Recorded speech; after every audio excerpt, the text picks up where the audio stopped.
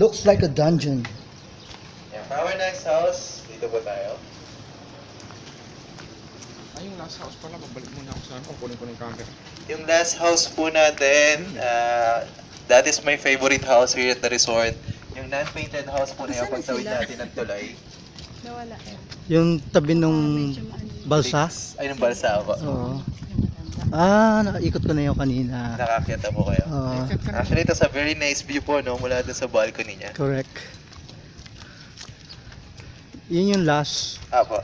Ha? Okay na pala. Pwede ko hindi puntahan. Kunin na natin gamit natin. Hindi ko pa bang gamit? Wala na. Kanya na.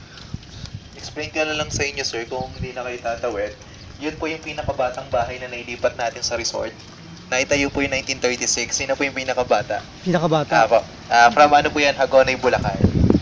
Kaya po natin hindi pininturahan niya kasi... Para manatiling yung ano siya. Apo, saka ano tumame, nag-iisang bahay sa resort na almost 90% ng original parts niya na ilipat natin.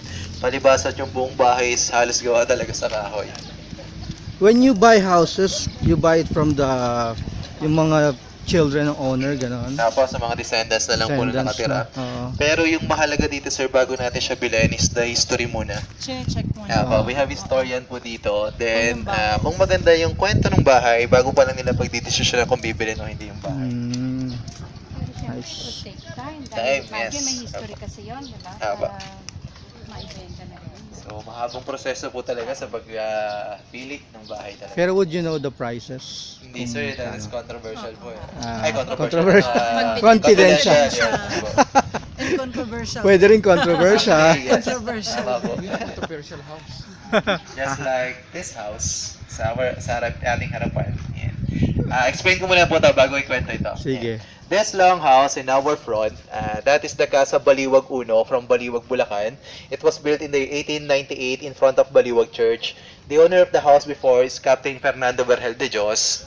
Captain Fernando Vergel de Dios had two wives. His first wife is Carmen Fausta de Leon, and they were blessed only 9 kids. So you will notice it's long because of the numbers of the kids inside.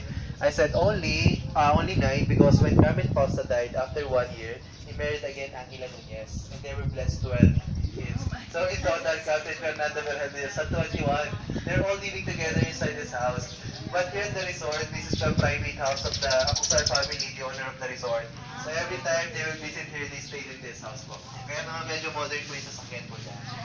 Then this house, this is the Casa Binyan from Binyan, Laguna. Yan, medyo lapit lang po kayo ng konti, ma'am.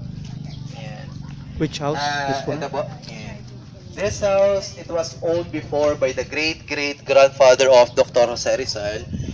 Even the house was built in the 1700s. We cannot consider this house as the oldest house that we transferred here because we only able to transfer here 1 to 5% of the original parts of the house.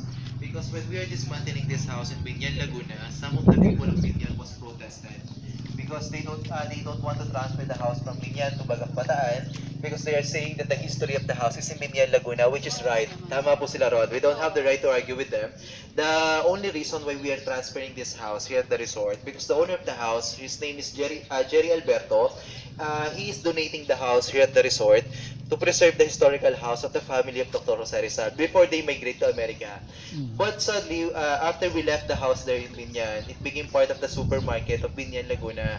And sadly, what happened in the house, it became part of the supermarket in Binyan, Laguna. This one is located in Plaza of Binyan po. So sayang lang sana na-preserve natin siya dito sa resort, which is hindi naman natin sila masisisi kasi tama po yung pinaglalaban nila. Tabi lang po tayo ng konti. Yeah.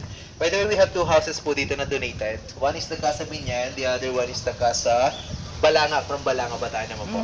Then, as I said, it was owned before by the great-great-grandfather of Dr. Jose Rizal. This is Don Gregorio Alonso. Don Gregorio Alonso inherited the house to his son Cipriano.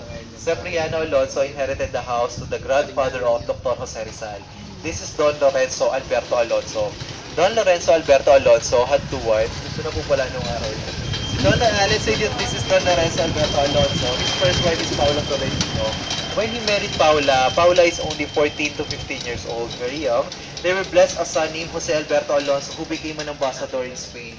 The other wife is Brigida de Quintos. They were blessed 5 children. One of them is Teodora Alonso, the mother of Dr. Jose Rizal. So Jose Alberto Alonso, the ambassador, and Teodora Alonso are siblings only because of their father. But they live together inside this house. But we're going back to the son Jose Alberto Alonso because he is the next owner of the house. He married a woman named Teodora Formoso. And because Jose Alberto Alonso are always not here in the Philippines, he's always in Spain, his wife Teodora Formoso had a secret affair in the captain of the civil guard.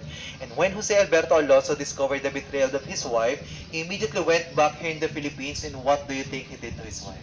Kill him. Killed her? And I think it's better if I will continue the story in the room where it all happened. We will going upstairs, dito po tayo. Ay, Wow. hindi nga po pala makakakit si nanay. Sorry, nahihirapan si nanay. Tuloy ko na po dito, ano?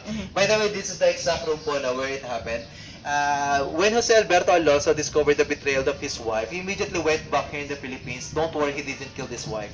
What he did, he locked Teodora Formoso inside this room for 4 years. Oh. Only Teodora Alonso are the one who's giving food to Teodora Formoso every day. Okay. But one day, Teodora Formoso able to wrote a letter saying that I am imprisoned by my husband in one of the room of our house, and my sister-in-law, Teodora Alonso, are poisoning me. So what she did, she threw the letter in this window, wherein there are civil guard waiting downstairs.